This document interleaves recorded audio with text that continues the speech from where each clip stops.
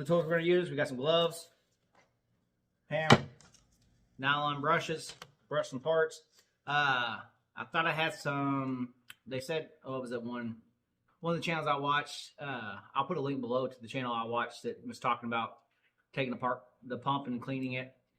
He took apart like a brand new pump that I think had one cycle through it, so there was no gunk in there. Everybody likes to see the nasty, so that's why we're doing this video. But brake cleaner or carb cleaner, he said, you know, you could use in there to kind of break stuff up, clean it. Got some paper towels. We're just gonna go in there, wipe it all down, brush it all out. Hopefully this, like I said, will solve our problem. I don't know. We're also gonna need our Allen wrenches for up here. I got those behind me. Get that. So let me show you what this looks like, and I'll get you a closer view, and we'll start breaking into this thing and take it apart.